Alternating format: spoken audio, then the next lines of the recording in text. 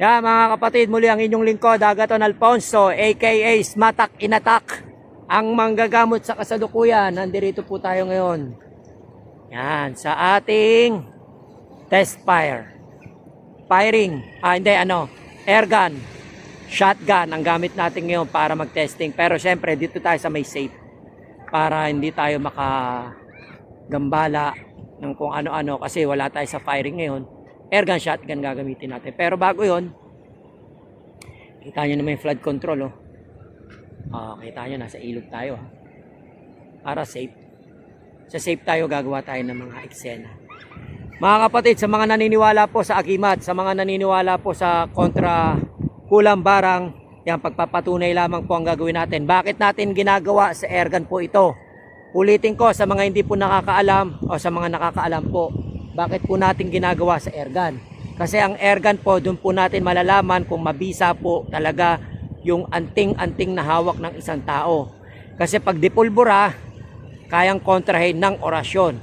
Pero kapag dihangin, maliwala po kayo, mahihirapan po kontrahin ang airgun na kahit anong uri ng agimat, kahit sino pinakamagaling na agimatero dyan. Subukan nyo yung mga gamit nyan dito sa dipulbura natin na airgun. Kaya ngayon gagawin natin, testing tayo sa buhay. Bakit sa may buhay? Syempre ang gamit talaga sa may buhay po natin talaga sinusubukan yan. Kaya nga tinawag na testing. Pero bago yan, ito po gagamitin natin. Ayan o. Ito, subukan natin. Galing sa, matagal na to. Subukan natin sa buhay ng manok. Sige, baba, sa buhay ng manok. Yan, susubukan natin yan sa, sa airgun. Magte-testing tayo. Okay. Yan, nakita nyo, dito tayo sa kabung. Subukan natin yan kasi dito tayo nakilala sa airgun eh. Wala naman kasing gumagawa ng ganitong airgun. Yung pag-testing sa mga agimat. Usually ginagamit yan 45, 38, 357, Armalite. Lahat po yan, ginawa na po rin namin yan. Pero syempre, mas gusto ko pa rin po sa may buhay na airgun. Kung talagang mahusay at magaling ang agimat. Pero dito tayo, ayan, nakita nyo. Ayan. Okay. Agimat, wait lang, post natin. Ito po yung ito-testing natin. Testing po natin sa airgun, shotgun. Pag tinawag na airgun, shotgun, dibulitas. Kaya syempre, walang kumakawala po dyan talaga sa dibulitas na yan. O yan. O, next. O, lagay nyo na to. Sige.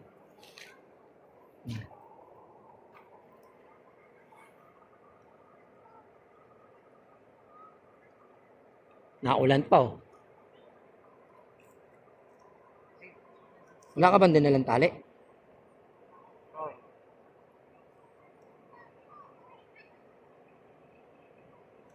Sinaano muna nila para mas magandang maayos yung pagkakalagay ng agimat. Diyan po natin malalaman kung mabisa yung agimat pagdating sa kontra agimat. Kontra na po yan mga kapatid, kontra na yan. Wala pong kumakawala sa agimat na yan. Wala palang kumakawala dyan sa airgun. Ito yung airgun.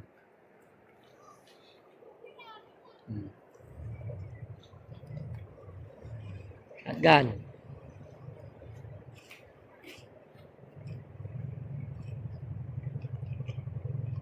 Sige, yung manok. Mahangin naman. Sige.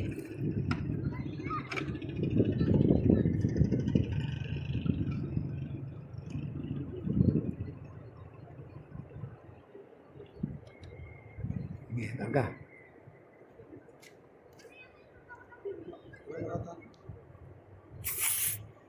Marami pa yan, hindi pa natin nagamit yan.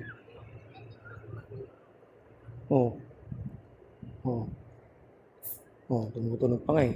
Pasingawin mo. Okay. Pasingawin. Wala na. Isang maliit. Wala na pala yun. Ito na lang isang maliit. Yung maliit pala, pakawalan mo muna. Yun. Sige.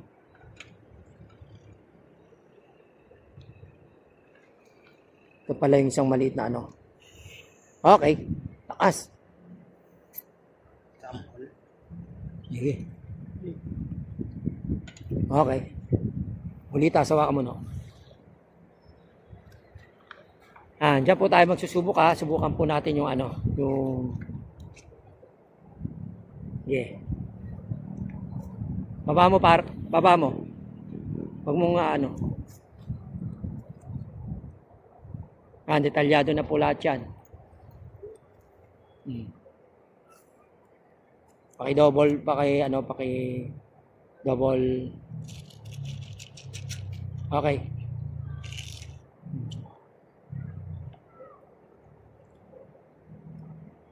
Okay na yun. Ulitas. Yanging.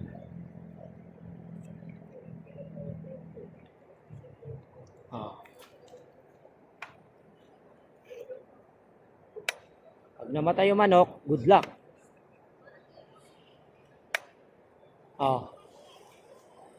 Gan. Kapit. Hawak mo, no? Ganito mo lang. Wait lang. Ganyan lang. Ready ko na.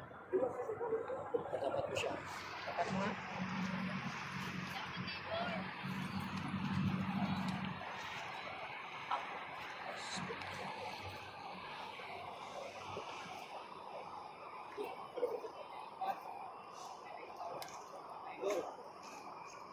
Malapit siya. Tapat mo yung ano.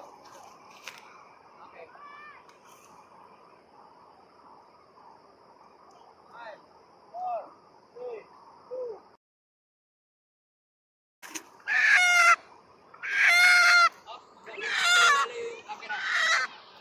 Ulitas. Ulitas, wala. Manok, check. Sige, bagbitawan mo na yan. Ano nyo muna, tanggalin nyo na yan. Tanggalin nyo muna. Ito, pasok mo na ito sa loob.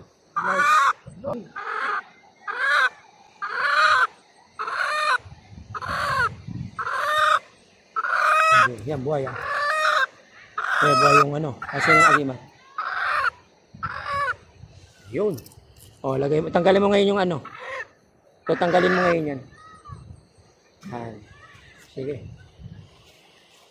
Tapos, lagay nyo na dyan. Para makita nyo. Yun, buhay yung manok.